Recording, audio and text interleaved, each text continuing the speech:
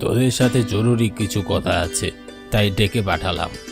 এমনিতেই আজ খুব গরম পড়েছে, তাই বটতলায় জিরিয়ে নিতে এসেছি। আজ মনটাও বেশ ভালো, গাছের হিম শীতল হাওয়ায় প্রাণ যেন ভরিয়ে দিচ্ছে। ভাবলাম এই সুযোগে কাজটি সেরে ফেলি। কি জরুরি কথা বাবু? আকাশের অবস্থা খুব একটা ভালো না। প্রকৃতি কখন কি রূপ নেয় বলা যায় না।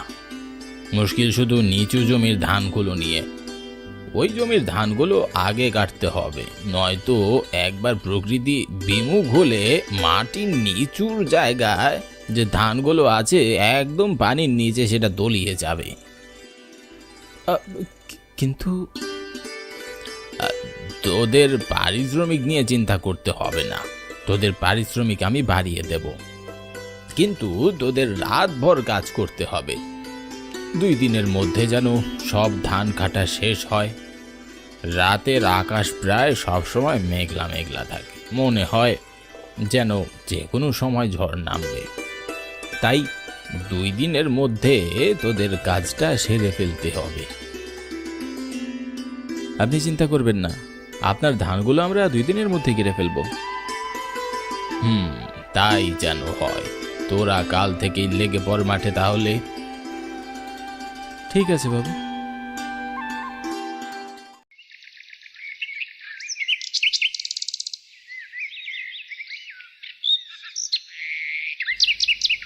শহর থেকে নিয়ে আসা লোকজন নিয়ে সকাল সকাল মাঠে নেমে পড়লাম কাজ করতে। শহর থেকে শ্রমিক এসেছে, গ্রামের সবাই সবার নিজেদের ফসল নিয়ে ব্যস্ত। তাই তাদের মধ্যে আবার গ্রাম প্রধানের ফসল নিখুঁত যে হতেই হবে তাই আর কি শহর থেকে লোক জোগাড় করতে হলো। আমাদের গ্রাম প্রধান মশাইয়ের মোট 52 বিঘা সম্পত্তি। কিছু জমির ধান কাটা হয়ে গেলেও অধিকাংশ জমির ফসল এখনো কাটাই হয়নি। আজকের আকাশটাও কেমন জানি মেঘলা মেঘলা। গ্রাম প্রধান ঠিকই বলেছিলেন, 2-1 মধ্যে বৃষ্টি নামতেই পারে। বৃষ্টি নামার আগেই আমাদের কাজ শেষ করতে হবে, নয়তো সব জমির ফসল জলে যাবে। তোরা সবাই তাড়াতাড়ি হাত চালা, আজকের মধ্যেই অর্ধেক জমির ধান কেটে শেষ করতে হবে। সবাই সবার মতো কাজ নিয়ে ব্যস্ত। এই মেঘলা শীতল দিনেও আমাদের শরীর থেকে ঘাম ঝরছে। শ্রমিকদের এই এক কপাল, তাদের শরীর থেকে ঘাম না ঝরা পর্যন্ত তাদের পেটে ভাত জোটে না। দিনরাত খেটেও যেন মালিকদের মন ভরে না। রক্ত পানি করা শরীরে আমাদের খাটাতে চায় দিনরাত। কিন্তু বর্তমানে সবার মাথায় চিন্তার ছাপ স্পষ্ট। এই চিন্তা যেন বারবার ঘুরপাক খাচ্ছে, যে কোনো সময় বৃষ্টি নামবে। তার মধ্যে আবার নিচু জমি, মহা মুশকিলে পড়ে গিয়েছি সবাই। ধান কাটতে কাটতে এক পর্যায়ে সন্ধ্যা নামলো।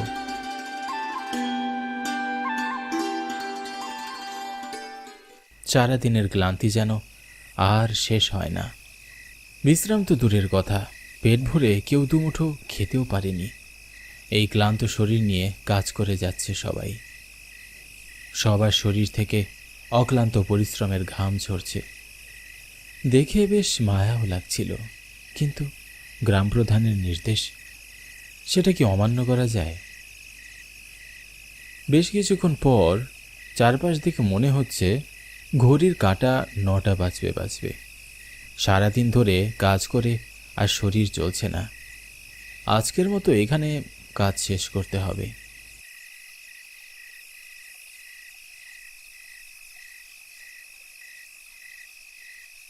আর পারছি না গো, কাল সকালে এসে করব। আজকের মতো এখানেই শেষ করতে হবে, নয়তো কালকে আর শরীর চলবে না। তা ঠিকই বলেছ। তা অনেক রাতই হলো, নিচু জমির ফসল শেষ। তোমরা এখন যাও, আমার আরেকটু বাকি আছে, তা সেরে আমিও বাড়ি যাব। ঠিক আছে।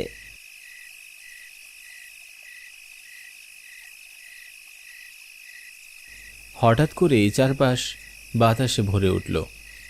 এতক্ষণ বাতাসের কোনো ছিটেফোঁটাও ছিল না। আকাশের মেঘগুলো যেন ভারী হয়ে রয়েছে, মনে হচ্ছে যে কোনো সময় বৃষ্টি নামবে। চারটিও যেন মেঘে ঢাকা পড়েছে। এতক্ষণ জ্যোৎস্নার আলোয় বেশ ভালোই দেখা যাচ্ছিল। হঠাৎই অন্ধকার নামলো চারপাশে। ঝিঝি পোকাগুলোরও আনাগোনা নেই। শিয়াল ডাকতে শুরু করেছে। মুহূর্তেই যেন পরিবেশ পাল্টে গেল। সবকিছু যেন উথাল পাতাল অবস্থা। সময় যত যাচ্ছে বাতাসের স্রোতও ততই বাড়ছে। চোখের পলক পড়তেই দূরে একটি যুবতী মেয়েকে দেখতে পেলাম। দেখে বেশ খটকা লাগলো। এত রাতে একা একা একটি মেয়ে কেন সাগর ওপারে দাঁড়িয়ে থাকবে? মনের ভুল হতে পারে। সারাদিন কাজ করে চোখে হয়তো ভুল দেখছি, তাই ব্যাপারটি এড়িয়ে গেলাম।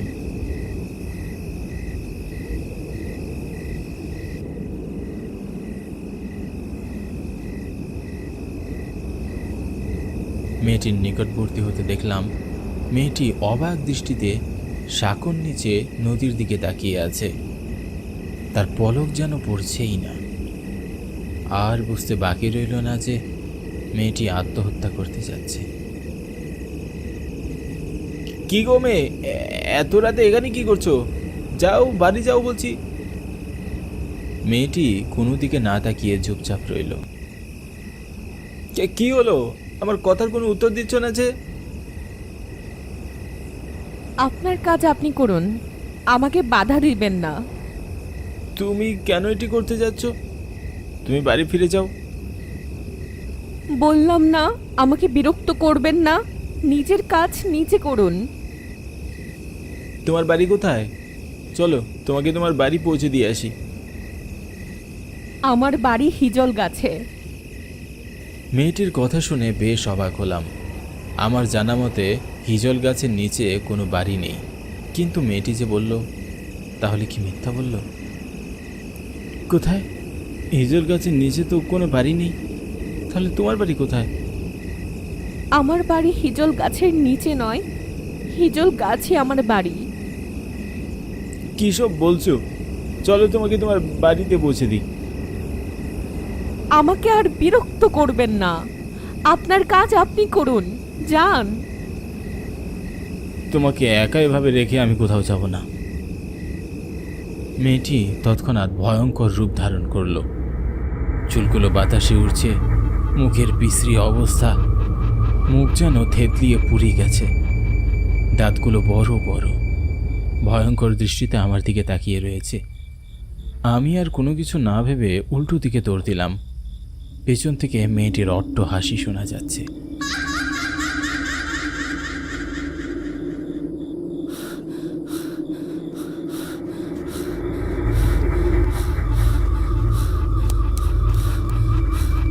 দৌড়াতে দৌড়াতে কত দূর এসেছি নিজেও জানি না।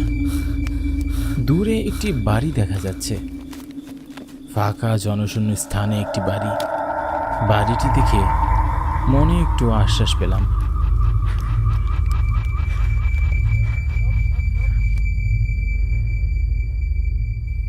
বাড়িটির সামনে যেতেই দেখলাম একজন বুড়ি মাকে।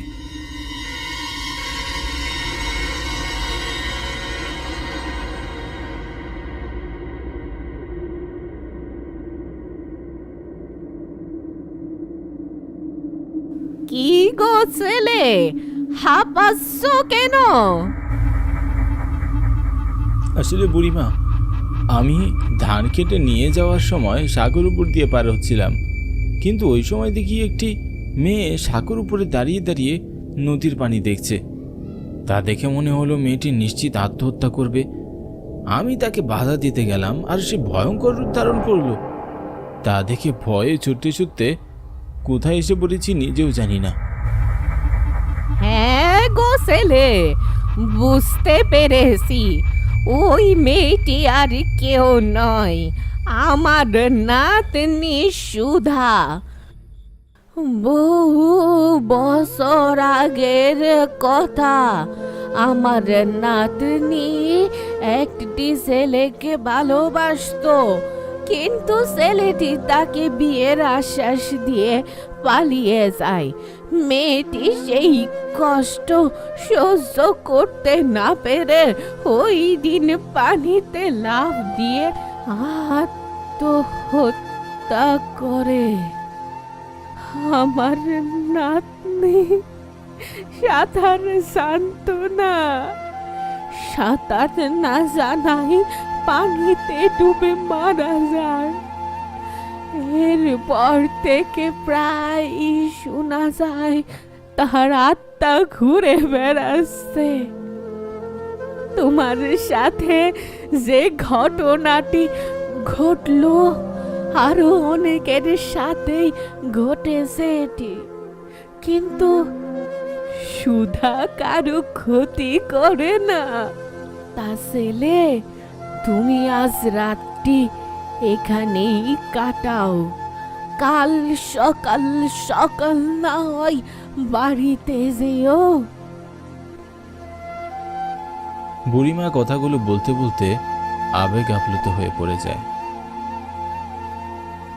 ঠিক আছে বুড়িমা।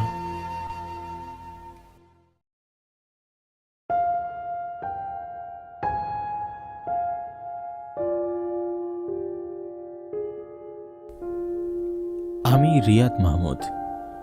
আজ রাতটি আমার কাছে সবথেকে বেশি কষ্টের, কারণ আমার প্রাণপ্রিয় দাদির অসুস্থতার কথা শুনে শহর থেকে গ্রামে এসেছি আজ, কিন্তু এসেও শেষ রক্ষা করতে পারলাম না। দাদির লাশ কবর দিয়ে বাড়ি ফিরছি। অন্যরা আমার আগে মাটি দিয়ে চলে গিয়েছে বাড়িতে, কিন্তু আমি শুধু বসেছিলাম দাদির কবরের পাশে। মেঘের গর্জন শুনে বুঝতে পারছি যে কোনো সময় বৃষ্টি নামতে পারে। তাই বাড়ির পথে রওনা হয়েছি, নয়তো ইচ্ছে ছিল দাদির পাশে আরও কিছুক্ষণ বসে থাকব। মা মারা যাবার পরে এই একটি মানুষই আমাকে নিঃস্বার্থভাবে ভালোবেসেছে। আজ আমার মনের মতোই আকাশেরও মন বিষণ্ণতায় ভরে উঠেছে। অবশ্য বৃষ্টি নামলে ভালোই হবে। কিছুদিন থেকে প্রচণ্ড গরম পড়েছে, যা মানুষের সহ্যের সীমা ছাড়িয়ে গেছে। দাদির জন্য মনটা ভীষণ বিষণ্ণ হয়ে আছে। দাদি আমাকে অনেক আদর করত। গ্রামে শুধু তার জন্যই আমি ছুটে চলে আসতাম। আজ সে কারণটাও চলে গেল। এবার শহরে ফিরলে গ্রামে আসার জন্য আর মন কাঁদবে না। সন্ধ্যায় লাশ কবর দিলেও এখন রাত হয়ে গেছে। আমি একা রাস্তা দিয়ে হেঁটে যাচ্ছি। দুপাশে সারি সারি গাছপালা। এখন রাত কটা বাজে তা জানার জন্য যখনই হাতের দিকে তাকালাম, তখনই লক্ষ্য করি আমার পছন্দের হাত ঘড়িটি আমার হাতে নেই। কি কাণ্ড! ঘড়িটা কোথায় গেল? ঘড়িটি আমার খুবই পছন্দের ছিল। ঘড়িটি আমার দাদার দেওয়া শেষ স্মৃতি ছিল। ঘড়িটি না পেয়ে আমি রাস্তার মাঝে দাঁড়িয়ে পড়ি। বুঝতে পারছিলাম না ঘড়িটি কোথায় পড়ে আছে। ঠিক তখনই মনে পড়ল ঘড়িটি মনে হয় দাদির কবরের কাছে পড়েছে।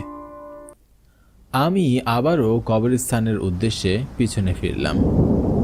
ঘড়িটি আমার দাদা দাদির স্মৃতি, তাই যে করেই হোক ঘড়িটি আমায় খুঁজে বের করতেই হবে। এর মধ্যে ঝমঝম করে বৃষ্টি নেমে এলো। বৃষ্টিতে ভিজে একদম জবুথবু অবস্থা। বৃষ্টিতে ভিজে ভিজে কবরস্থানে চলে গেলাম। বৃষ্টির মাঝে কবরস্থানে এসে আমি থা হয়ে দাঁড়িয়ে রইলাম। আমার সামনে একজন বয়স্ক লোক দাদির কবরের মাটি সরাচ্ছিল।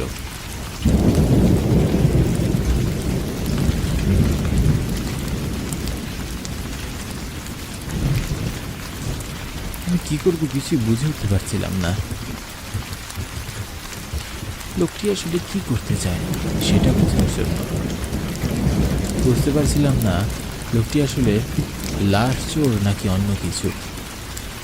এমন বৃদ্ধ বয়সে লোকটি লাশ চুরি করবেটা কি?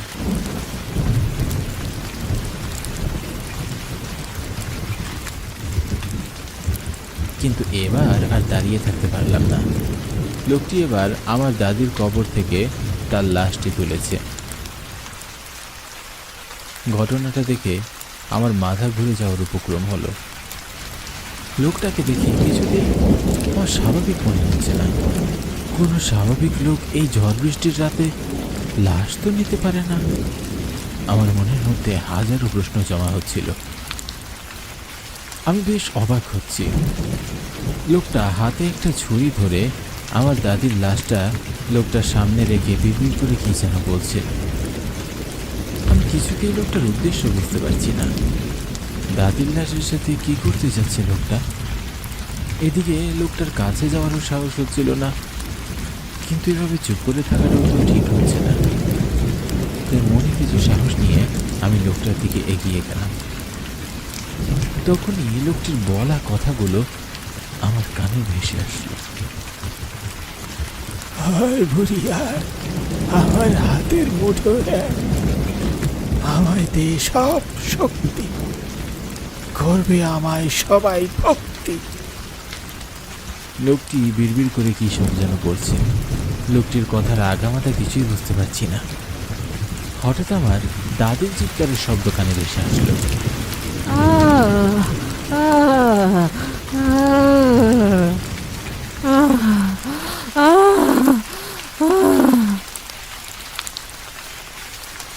আমি আর চুপ থাকতে পারলাম না।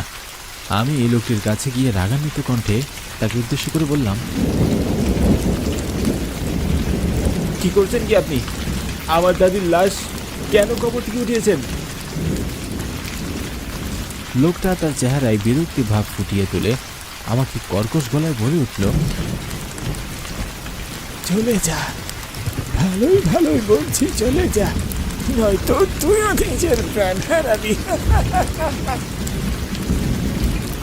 লোকটির ভয়ঙ্কর হাসি দেখে ভয়ে যেন আমার বুকটাই কেঁপে উঠল। মনটা চাইছিল এক দৌড়ে বাড়ি চলে যাই, কিন্তু দাদির লাশটি এভাবে রেখে আমি যেতে পারলাম না। না, আমাকে বলতেই হবে, আপনি এখানে দাদির লাশের সাথে কি করছেন? চলে যান বলছি আমার দাদির লাশ থেকে। তোর দাদিরে নিয়ে যাইতে আইছি আমি। তোর দাদি আর আবারও প্রাণ ফিরা পাইব, আমি তারে লইয়া চইলা যাবো। আমি বৃদ্ধ লোকটার কথায় হতভম্ব হয়ে যাই। মৃত্যুর পরেও প্রাণ কি করে পাবে? এ কেমন কথা? লোকটা নির্ঘাত পাগল। আপনি আমার দাদির লাশ দিয়ে দিন, আমি কবরে রেখে দিই। যদি না দেন তাহলে আমি কিন্তু পুলিশ ডাকবো।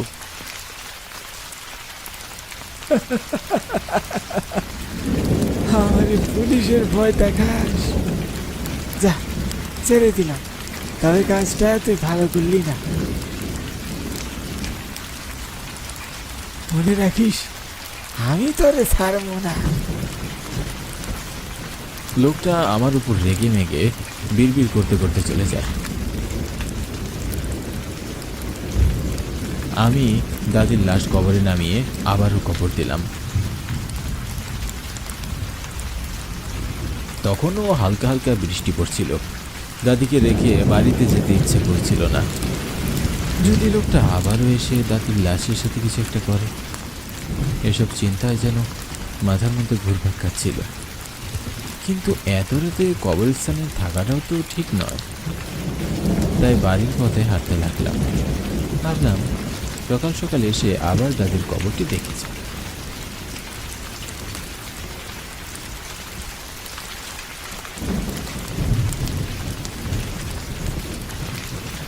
হাঁটতে হাঁটতে আবারও মাঝ রাস্তায় এসে আমার হাত ঘড়িটির কথা মনে পড়ে গেল। তখন পাগল লোকটির কাণ্ড কারখানাগুলোতে ঘড়িটির কথা একদম ভুলে গিয়েছিলাম। ভাবলাম আবার কি ঘিরে যাব?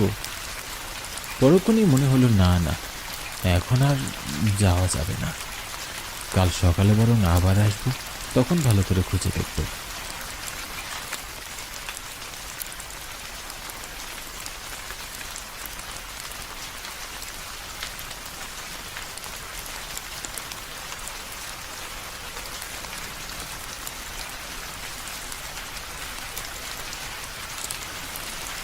বাড়ি ফিরে নিজের ঘরে গিয়ে বিছানায় শুয়ে পড়ি।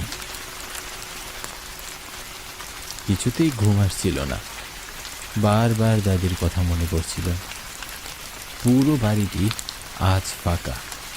যে বাড়িতে এক সময় আমার প্রাণ পড়ে থাকতো, আজ সেই বাড়িতেই আমার মন টিকছে না। দাদিকে ছাড়া কিছুই ভালো লাগছে না। বিছানায় শুয়ে এপাশ ওপাশ করতে করতে হঠাৎ কখন যে দু চোখ বন্ধ হয়ে এসেছে বুঝতেই পারিনি।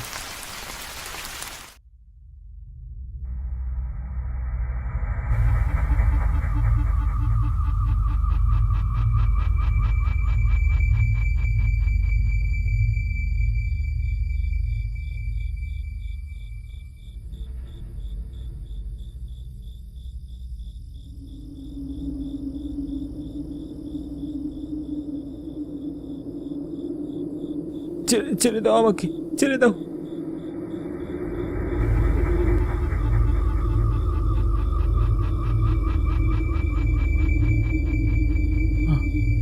আমি এতক্ষণ স্বপ্ন দেখছিলাম, কিন্তু এত ভয়ঙ্কর একটা স্বপ্ন আমি দেখলাম কি করে? তখনই আমার মনে পড়ে গেল দাদির আর্তনাদের কথা। আমি স্পষ্ট শুনেছিলাম লোকটি যখন দাদিকে সামনে রেখে বিড়বিড় করে কিছু বলছিল, তখন দাদি আর্তনাদ করেছিল।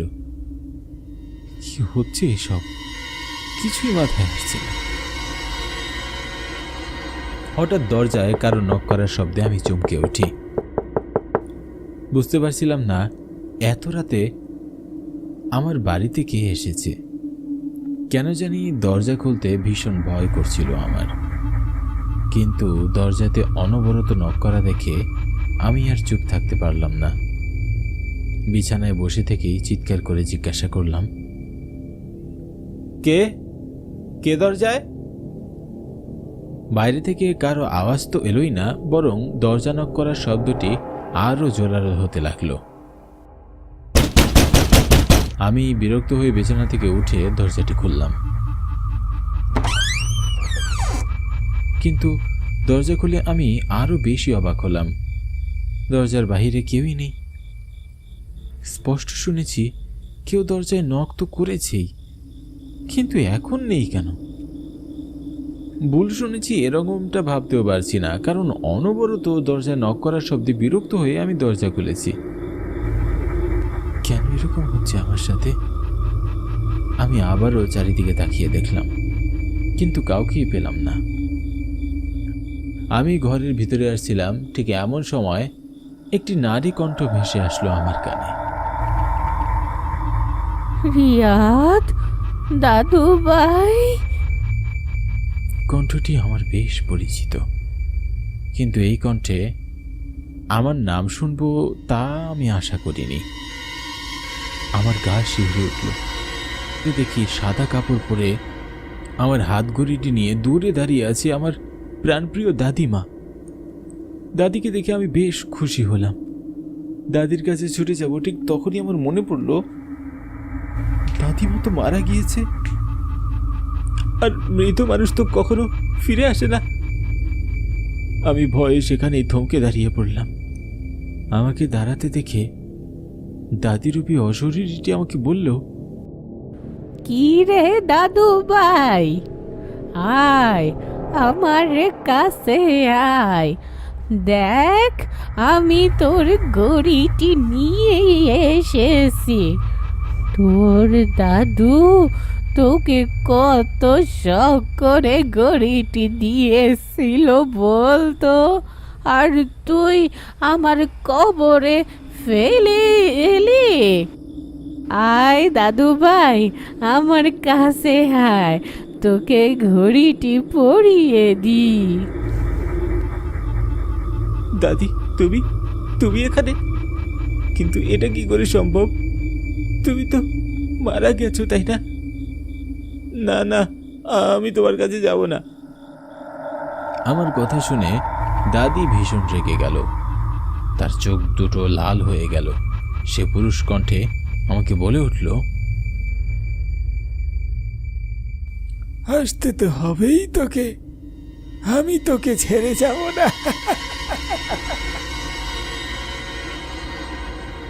এই পুরুষ কণ্ঠটি আমার বেশ পরিচিত। এই তো সেই পাগল লোকটির কণ্ঠ। কিন্তু এই লোকটি কিভাবে আমার দাদির রূপ ধারণ করলো? আমি ভয়ে কি করব কিছুই বুঝে উঠতে পারছিলাম না। আমি দরজাটি বন্ধ করে দিই, কিন্তু তাতেও কোনো নিস্তার নেই। অশরীরই আমার ঘরের দরজা জোরে জোরে ধাক্কাতে লাগলো। খুললাতে দরজা, আমি তোরে জানুম না, তোরে আমি জানুম না। প্রায় অনেকক্ষণ যাবৎ দরজা ধাক্কাধাক্কির পরে সবকিছু নিস্তব্ধ হয়ে গেল। আমি ভয়ে আর সেদিন রাতে আর ঘুমাতে পারিনি।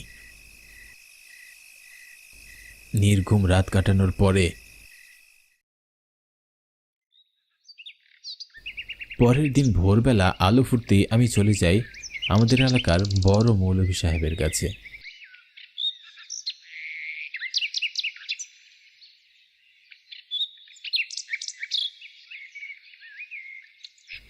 কাল রাতের সব ঘটনা তাকে জানাতে মৌলানা সাহেবকে রাতের সব ঘটনা আমি খুলে বলি।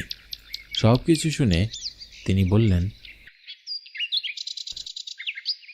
তুমি অনেক বড় বিপদ থেকে রক্ষা পেয়েছ, কারণ রাতে তুমি এক দুষ্ট জিনের খপ্পরে পড়েছিলে। পরের বার তুমি যদি দরজাটি খুলতে, তাহলে আজ হয়তো তুমি আমার সামনেই আর দাঁড়িয়ে থাকতে পারতে না। এরপর হুজুর আমাকে কিছু পানি পরিয়ে দিলেন আর আমার শরীরে একটি তাবিজ দিয়ে বললেন, রাতে কেউ ডাকলে আমি যেন আর সাড়া না দিই, আর সম্ভব হলে রাতে কাউকে সঙ্গে নিয়ে যাতে ঘুমাই। এর দুদিন পরে আমি শহরে ফিরে আসি। আমার আর কোনো সমস্যা হয়নি তারপর থেকে।